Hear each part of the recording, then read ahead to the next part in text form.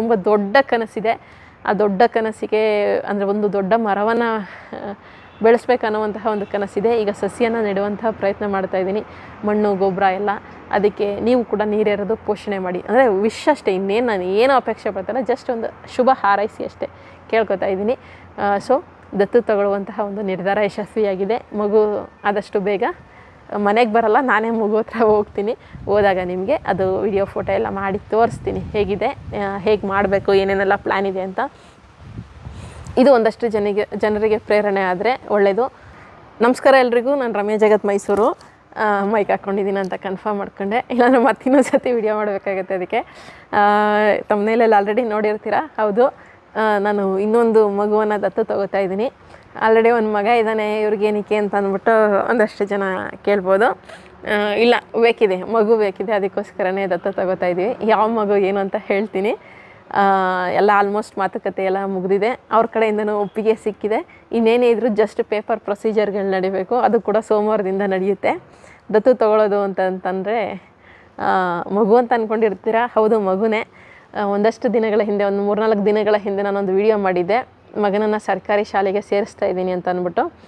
ನನ್ನ ಒಂದು ಚಿಕ್ಕ ವಯಸ್ಸಿನಿಂದ ಅದೊಂದು ಕನಸಿತ್ತು, ಒಂದು ಹೈಟೆಕ್ ಶಾಲೆ ಕಟ್ಟಿ ಅದಕ್ಕೆ ಫ್ರೀ ಎಜುಕೇಷನ್ ಕೊಡಬೇಕು, ಫುಲ್ ಎಲ್ಲ ಮಕ್ಳಿಗೂ ಹೈಟೆಕ್ಕಾಗಿ ಶಿಕ್ಷಣ ಕೊಡಬೇಕು, ಎಲ್ಲ ಪ್ರೈವೇಟ್ ಸ್ಕೂಲಲ್ಲಿರೋ ಥರ ಫೆಸಿಲಿಟಿ ಇರಬೇಕು, ಏನೇನೋ ಕನಸುಗಳಿತ್ತು. ಮಿಡಲ್ ಕ್ಲಾಸ್ ಅವ್ರಿಗೆ ಹುಚ್ಚು ಕನಸುಗಳು ಒಂದಷ್ಟು ಇರ್ತೀವಲ್ಲ, ಅದೇ ರೀತಿಯಾಗಿ. ಬಟ್ ಆದರೆ ಇವಾಗ ವಾಸ್ತವದಲ್ಲಿ ಯೋಚನೆ ಮಾಡಿ ನೋಡಿದಾಗ ನನಗೆ ಅದು ಸಾಧ್ಯ ಇಲ್ಲ ಅನ್ನೋದು ಗೊತ್ತಾಯಿತು. ಅಂದರೆ ಶಾಲೆ ಕಟ್ಟುವಷ್ಟು ಶಕ್ತಿ ನನ್ನಲ್ಲಿಲ್ಲ ಅಂತ ಗೊತ್ತಾಯಿತು. ಬಟ್ ಆದರೆ ಆಲ್ರೆಡಿ ಇರುವಂತಹ ಒಂದು ಸರ್ಕಾರಿ ಶಾಲೆಯನ್ನು ದತ್ತುಗೆ ತಗೊಂಡು ಅದನ್ನೇ ಯಾಕೆ ಹೈಟೆಕ್ ಮಾಡಬಾರ್ದು ಅನ್ನುವಂತಹ ಒಂದು ಆಲೋಚನೆ ಬಂತು. ಇದನ್ನು ಖಂಡಿತವಾಗಿ ನೆರವೇರಿಸ್ಕೋಬೋದು ಅಂತ ಅಂದ್ಬಿಟ್ಟು ನಾನು ಲಾಸ್ಟಲ್ಲೇ ಒಂದು ವಿಡಿಯೋ ಮಾಡಿದ್ದೆ.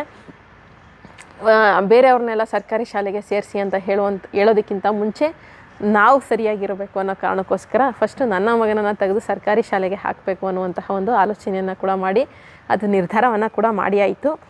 ಸೊ ನನ್ನ ಮಗನನ್ನು ಸೇರಿಸ್ತಾ ಇರುವಂತಹ ಸರ್ಕಾರಿ ಶಾಲೆಯನ್ನು ಡೆವಲಪ್ ಮಾಡಬೇಕು ಅನ್ನುವಂತಹ ಒಂದು ಆಲೋಚನೆ ಬಂತು. ಇದನ್ನು ಹೇಳಿದ ತಕ್ಷಣ ಮಾಡೋದಕ್ಕೆ ಆಗಲ್ಲ, ಅದಕ್ಕೆ ಆದಂಥ ಸಾಕಷ್ಟು ಪ್ರೊಸೀಜರ್ಗಳಿರುತ್ತೆ, ಸ್ವಲ್ಪ ಚಾಲೆಂಜಸ್ಗಳಿರುತ್ತೆ, ಏನೇನೋ ಇರುತ್ತೆ. ಅದೇ ರೀತಿಯಾಗಿ ಇವಾಗ ಆ ಒಂದು ಪ್ರೊಸೀಜರ್ಗಳನ್ನ ಮುಂದುವರಿಸಿದ್ವಿ. ಫಸ್ಟು ಮನೆಯಲ್ಲೆಲ್ಲ ಇದ್ದಂತಹ ಅಡೆತಡೆಗಳನ್ನೆಲ್ಲ ನಿವಾರಿಸ್ಕೊಂಡು, ಕೆಲವೊಂದಿಷ್ಟು ಜನರಿಗೆ ಅಸಮಾಧಾನ ಇದೆ, ಅದನ್ನು ಪಕ್ಕಕ್ಕಿಡೋಣ. ಬಟ್ ಮೇಯ್ನಾಗಿ ನಮ್ಮ ತಾಯಿಯವರ ಪರ್ಮಿಷನ್ ಬೇಕಿತ್ತು. ಅವರ ಒಂದು ಪರ್ಮಿಷನನ್ನು ತಗೊಂಡು ಇವಾಗ ಸರ್ಕಾರಿ ಶಾಲೆಗೆ ಸೇರಿಸುವಂತಹ ನಿರ್ಧಾರ ಆಯಿತು. ಸರ್ಕಾರಿ ಶಾಲೆಯನ್ನು ಡೆವಲಪ್ ಮಾಡಬೇಕಾದ್ರೆ ಫಸ್ಟು ಶಾಲೆಗಳನ್ನು ಗುರುತಿಸುವಂತಹ ಕೆಲಸ ಆಗಬೇಕಾಗಿತ್ತು. ನಾನು ಮತ್ತು ತಮ್ಮ ಗೋವಿಂದರಾಜು ಹೋಗಿ ಒಂದಷ್ಟು ಶಾಲೆಗಳನ್ನು ಶಾರ್ಟ್ ಲಿಸ್ಟ್ ಮಾಡ್ಕೊಂಬಂದ್ವಿ. ಅಂದರೆ ಶಾಲೆಗಳಿಗೆ ಭೇಟಿ ನೀಡಿದ್ವಿ. ಭೇಟಿ ಮಾಡಿ HMಗಳ ಹತ್ರ ಮಾತಾಡಿ ಆ ಶಾಲೆಗಳಿಗೆ ಬೇಕಾಗಿರುವಂತಹ ಒಂದಷ್ಟು ಏನೇನೆಲ್ಲ ಅಲ್ಲಿ ವ್ಯವಸ್ಥೆಗಳು ಬೇಕು, ಹೈಟೆಕ್ಕಾಗಿ ಆಲ್ರೆಡಿ ವ್ಯವಸ್ಥೆಗಳಿದೆ, ಸರ್ಕಾರಿ ಶಾಲೆಗಳಿಲ್ಲ ಅಂತಲ್ಲ, ಅದನ್ನೆಲ್ಲ ಹೈಟೆಕ್ ಮಾಡಬೇಕು ಅನ್ನುವಂತಹ ಯಾವ್ಯಾವುದೆಲ್ಲ ಫೆಸಿಲಿಟೀಸ್ ಬೇಕು ಅಂತೆಲ್ಲ ಒಂದು ಲಿಸ್ಟನ್ನು ಮಾಡಿಕೊಂಡು ಇದರ ನೆಕ್ಸ್ಟ್ ಪ್ರೊಸೀಜರ್, ಯಾಕಂದರೆ ಇದು ಹೇಳಿದಷ್ಟು ಸುಲಭ ಅಲ್ಲ, ನಮ್ಮ ಸಮಯವನ್ನು ಸಾಕಷ್ಟು ನಾವು ನೀಡಬೇಕಾಗುತ್ತೆ. ಸೊ ನೆಕ್ಸ್ಟ್ ಪ್ರೊಸೀಜರ್ ಬಂದು BEO ಜೊತೆ ಒಂದು ಮೀಟಿಂಗನ್ನು ಮಾಡಬೇಕಾಗಿತ್ತು. ಸೊ BEO ಅವರು ಕೂಡ ಇದಕ್ಕೆ ಸಹಕಾರವನ್ನು ಕೊಟ್ಟು ಚೆನ್ನಾಗಿ ಪಾಸಿಟಿವ್ ಆಗಿ ರೆಸ್ಪಾಂಡ್ ಮಾಡಿ ಪ್ರೋತ್ಸಾಹ ಕೂಡ ನೀಡಿದ್ರು. ಅವರ ಜೊತೆ ಮೀಟಿಂಗ್ ಕೂಡ ಮುಗೀತು. ಮೊನ್ನೆ ಮೀಟಿಂಗ್ ಕೂಡ ಆಯಿತು. ಮೀಟಿಂಗ್ ಯಶಸ್ವಿಯಾಗಿ, ಅಂದರೆ ಸಕ್ಸಸ್ಫುಲ್ಲಾಗಿ ಆಯಿತು. ಕೊನೆಗೆ ಸಂಪೂರ್ಣ ಶಾಲೆಯನ್ನೇ ದತ್ತು ತಗೊಳ್ಳುವಂತಹ ನಿರ್ಧಾರವನ್ನು ಕೂಡ ಮಾಡಿದ್ದೀವಿ. ಸೊ ನನ್ನ 2ನೇ ಮಗು ಒಂದು ಸರ್ಕಾರಿ ಶಾಲೆ ಆಗಿರುತ್ತೆ. ಆ ಸರ್ಕಾರಿ ಶಾಲೆಯಲ್ಲಿ ಓದ್ತಾ ಇರುವಂತಹ ಸಂಪೂರ್ಣ 45 ಮಕ್ಕಳು ಕೂಡ ಈಗ ಅವರಿಗೆ ಬೇಕಾಗಿರುವಂತಹ ವ್ಯವಸ್ಥೆಯನ್ನು ಕಲ್ಪಿಸುವಂತಹ ಒಂದು ಜಾಗ, ಒಂದು ಸರ್ಕಾರಿ ಶಾಲೆಯನ್ನೇ ಸಂಪೂರ್ಣವಾಗಿ ದತ್ತು ತಗೊಳ್ಳುವಂತಹ ಒಂದು ನಿರ್ಧಾರವನ್ನು ಮಾಡಿದ್ದೀನಿ. ಅದೇ ನನ್ನ 2ನೇ ಮಗು. ಅದರ ಬಗ್ಗೆನೇ ಇಷ್ಟು ಹೊತ್ತು ನಾನು ಮಾತನಾಡ್ತಿದ್ದು. ಖುಷಿ ಆಗ್ತಾಯಿದೆ, ಏನೂ ಇಲ್ಲದೆ ಬಂದಂಥದ್ದು. ಸೊ ಸೊಸೈಟಿಗೆ ನನ್ನ ಕೈಲಾದಷ್ಟು ಏನಾದರೂ ಮಾಡಬೇಕು, ಏನೋ ದೊಡ್ಡದಾಗಿ ಸಾಧನೆ ಅಲ್ಲ, ನನ್ನ ಕೈಲಾದಷ್ಟು ನನಗೆ ಆತ್ಮತೃಪ್ತಿ ಸಿಗುವಷ್ಟು ಮಾಡಬೇಕು ಅನ್ನುವಂಥ ಒಂದು ಕನಸಿತ್ತು. ಸೊ ಇವಾಗ ಅದು ಯಶಸ್ವಿಯಾಗಿ BEO ಕಡೆಯಿಂದನೂ ಕೂಡ ಎಲ್ಲ ಅಪ್ರೂವಲ್ ಸಿಕ್ಕಿದೆ. ಇನ್ನು ಪೇಪರ್ ಪ್ರೊಸೀಜರ್ಗಳು ಸ್ವಲ್ಪ ಬಾಕಿ ಇದೆ, ಅದು ಸೋಮವಾರದಿಂದ ನಡೆಯುತ್ತೆ. 4-5 ಶಾಲೆಗಳಲ್ಲಿ ಒಂದು ಶಾಲೆನ BEO ಕೂಡ ಆಯ್ಕೆ ಮಾಡಿದ್ರು. ನಮಗೂ ಕೂಡ ಮನೆಗೆ ಸ್ವಲ್ಪ ಅದೇ ಶಾಲೆ ಹತ್ತಿರ ಇತ್ತು, ನಮಗೂ ಕೂಡ ಅದು ಓಕೆ ಆಯಿತು. ಯಾವ ಶಾಲೆ ಅಂದರೆ ನನ್ನ ಒಂದು ಕೂಸು, 2ನೇ ಕೂಸು ಏನು ದತ್ತುಗೆ ತಗೊಳ್ತಾ ಇರುವಂತಹ ಮಗು ಎಲ್ಲಿದೆ, ಏನು, ಹೇಗಿದೆ ಎಲ್ಲವನ್ನು ಕೂಡ ನಾನು ನೆಕ್ಸ್ಟ್ ಮುಂದಿನ ವಿಡಿಯೋದಲ್ಲಿ ತಿಳಿಸ್ತೀನಿ. ಯಾಕೆ ಇದನ್ನು ಹೇಳ್ಕೊತಾ ಇದ್ದೀನಿ ಅಂತಂದರೆ, ನಾನು ಈ ಚಾನಲ್ ಓಪನ್ ಮಾಡಿದಾಗಲೇ ಹೇಳಿದ್ದೀನಿ, ನನ್ನ ಒಂದು ರಿಫ್ರೆಶ್ಮೆಂಟ್ಗೋಸ್ಕರ ನನ್ನ ಆಗು ಹೋಗುಗಳನ್ನು ಹಂಚ್ಕೋಬೇಕು. ನಿಮ್ಮಿಂದ ಬರುವಂತಹ ಪ್ರೀತಿ ಪ್ರೋತ್ಸಾಹ ಎಲ್ಲವನ್ನು ನಾನು ಪಡಿಬೇಕು ಅನ್ನುವಂತಹ ದೃಷ್ಟಿ ಇದೆ. ನಿಮ್ಮಿಂದನೂ ಕೂಡ ನನಗೆ ಪ್ರೀತಿ ಪ್ರೋತ್ಸಾಹ ಇನ್ನೇನು ಬೇರೆ ರೀತಿಯಾಗಿ ಕೇಳ್ತಲ್ಲ, ಜಸ್ಟ್ ಒಂದು ವಿಶ್ ಮಾಡಿದ್ರು ಸಾಕು, ಅದೆಲ್ಲವೂ ಕೂಡ ನನಗೆ ಖುಷಿ ಕೊಡುತ್ತೆ. ಜೊತೆಗೆ ಈ ಥರ ಒಂದು ಖುಷಿಯಾದ ಕ್ಷಣಗಳನ್ನು ಹಂಚ್ಕೊಂಡ್ರೆ ಏನೋ ಮನಸ್ಸಿಗೆ ನೆಮ್ಮದಿ. ಅಂದರೆ ಬೇರೆ ಎಲ್ಲೂ ನೆಮ್ಮದಿಯನ್ನು ಹುಡ್ಕೊಂಡು ಹೋಗೋದಕ್ಕಿಂತ ಇಲ್ಲಿ ನಿಮ್ಮಿಂದ ಏನಾದರೂ ರೆಸ್ಪಾನ್ಸ್ ಬಂದಾಗ ತೀರಾ ನಾನು ಬಹಳ ಖುಷಿ ಪಡ್ತೀನಿ. ಬೇರೆ ಒಂದು ಕೆಲಸಗಳನ್ನ ಮಾಡುವಾಗ ಅದೊಂದು ಹುಮ್ಮಸ್ಸನ್ನು ಕೊಡುತ್ತೆ. ಅದಕ್ಕೋಸ್ಕರ ಹಂಚ್ಕೋತಾ ಇದ್ದೀನಿ. ಖುಷಿ ಕ್ಷಣಗಳನ್ನು ಹಂಚ್ಕೊಳ್ಳೋದ್ರಲ್ಲಿ ತಪ್ಪಿಲ್ವಲ್ಲ, ಅದಕ್ಕೋಸ್ಕರ. ಸೊ ಎರಡನೇ ಮಗು, ನನ್ನ ಒಂದು ಎರಡನೇ ಮಗು, ಮೊದಲನೇ ಮಗ ಜಗತ್ರಾಮು, ಎರಡನೇ ಮಗು ಆ ಒಂದು ಸರ್ಕಾರಿ ಶಾಲೆ. ಅದು ಪ್ರತಿ ವರ್ಷ ಕೂಡ ರಿನಿವಲ್ ಮಾಡಿಸ್ಬೇಕಾಗುತ್ತೆ. 1 ವರ್ಷಕ್ಕೆ ಇವಾಗ ನನಗೆ ಅದನ್ನು ದತ್ತುಗೆ ಕೊಡ್ತಾ ಇದ್ದಾರೆ, ಒಪ್ಕೊಂಡಿದ್ದಾರೆ. ಹೇಗಿದೆ ಈಗ ಸದ್ಯಕ್ಕೆ ಹೇಗಿದೆ, ಮುಂದೆ ಆ ಮಗುವನ್ನು ಹೇಗೆ ಬೆಳೆಸ್ತೀನಿ ಎಲ್ಲವನ್ನು ಕೂಡ ನಾನು ನಿಮಗೆ ತಿಳಿಸ್ತೀನಿ. ನಿಮ್ಮ ಒಂದು ಹಾರೈಕೆ ಇರಲಿ, ಒಂದು ಶುಭ ಹಾರೈಕೆ ಇರಲಿ. ಏನಾದರೂ ತಪ್ಪಾಗಿದ್ದರೆ ತಿದ್ದುವಂತಹ ಪ್ರಯತ್ನವನ್ನು ಮಾಡಿ, ನಾನು ಖಂಡಿತವಾಗ್ಲೂ ತಿದ್ಕೊತೀನಿ.